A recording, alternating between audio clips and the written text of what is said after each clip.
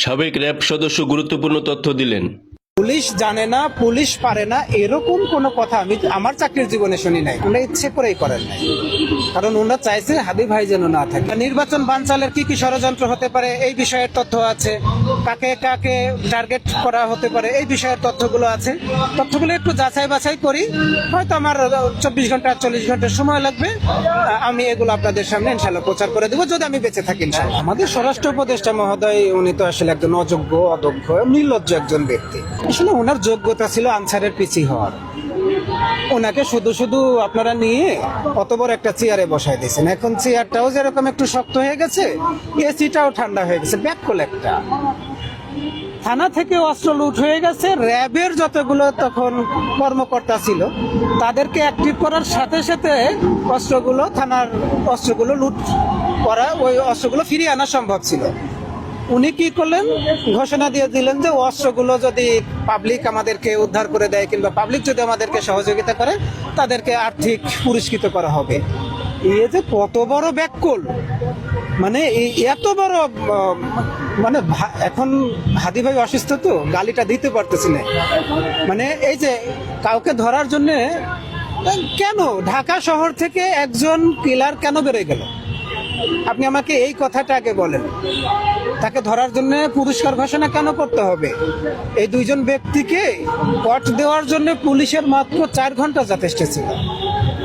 CC footage সংগ্রহ করতে যেভাবে দেরি করা হলো, হাদি ভাইয়ের কালচারাল অফিসের ফুটেজটা সংগ্রহ করতে যেভাবে দেরি করা হলো, আমাকে তো কাল সারা রাত ঘুমাইতেই দেয় নাই। ভাই আমাকে একটু সহযোগিতা করেন, এটা কিভাবে করা যায়। আসলে ওনারা করতে পারতেন, ওনারা ইচ্ছে করেই করেন নাই, কারণ ওনারা চাইছে হাদি ভাই যেন না থাকে। হাদি ভাই থাকলে সামনের নির্বাচনে শক্ত একটা প্রতিদ্বন্দ্বিতা হবে।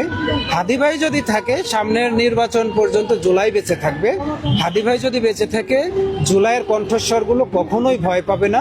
এটা জানার পরেই হাদি ভাইকে মারার সুযোগ করে দেওয়া হয়েছে। পুলিশ জানে না, পুলিশ পারে না, এরকম কোনো কথা আমি আমার চাকরির জীবনে শুনি নাই। আপনারা শুনছেন কেন আমি জানি না। বেশ কিছু তথ্য আছে যে তথ্যগুলোকে আসলে আমি যাচাই বাছাই করতেছি।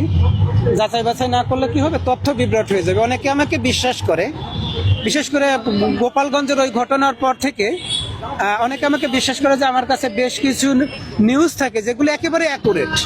হ্যাঁ, এই জন্য আপনাদের কাছ থেকে একটু সময় নিয়ে নিচ্ছি।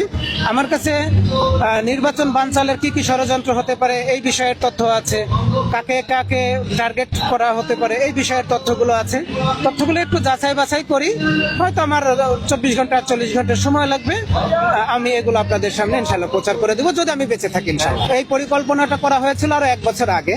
যারা বাংলাদেশ থেকে ছাত্রলীগ, যুবলীগের, আওয়ামী লীগের যারা ভারতে গিয়েছিল তারা বুঝতে পারছিল যে শেখ হাসিনার চট করে ঢুকে যেতে পারবে না। এরা যতদিন এখানে থাকবে ভারত সরকারের উপর একটা প্রভাব পড়বে, তাদের উপর প্রেশার আসবে শেখ হাসিনাকে বের করে দেওয়ার জন্য। আর শেখ হাসিনা আন্তর্জাতিকভাবে এমনভাবে মারা খাইছে ডক্টর মোহাম্মদ ইউনূসের মেধার কাছে যে উনি আন্তর্জাতিকভাবে কোথাও আর পা দাঁড় করাইতে পারবে না, শক্ত হয়ে দাঁড়াতে পারবে না। এই জন্য তাদেরকে কলকাতার সল্ট লেকের একটা বিল্ডিংয়ে প্রশিক্ষণ দেওয়া হয়েছে, সেটা প্রায় 6 মাস। আর এর পরিমাণ কিন্তু একেবারে কম না, 25,000-এর উপরে।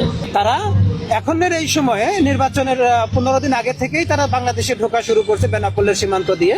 এবং তারা এখন পর্যন্ত গোপালগঞ্জের সাবেক ডিআইজি মিজানুর রহমান, যাকে খুলনার ভূমিদস্যু বলা হতো, ওনার একটা রাইস মিল আছে, সেটা হচ্ছে টুঙ্গিপাড়াতে। ওনার রাইস মিলে রাত্র যাপন করে। রাইস মিলের পিছনে একটা ঘের আছে, ওখানে তারা তাদের প্রশিক্ষণগুলো রিপিট করে। ভারতের না, এরা আওয়ামী লীগ ছাত্রলীগেরই, কিন্তু ভারতে বসে প্রশিক্ষণ দেওয়া হয়েছে। আর আমি প্রতিজ্ঞা করেছি যে জুলাইয়ের যারা আছে, জুলাইকে যারা ধারণ করে তাদের পাহারাদার হতে, আগামী দিনে নির্বাচনের যেসব গণহত্যা হওয়ার সম্ভাবনা আছে এই মানুষগুলোর পাহারাদার হতে। আসলে আপনি এই তথ্যগুলো কিভাবে জানতে পারছেন? সারা বাংলাদেশে আমার সোর্স আছে।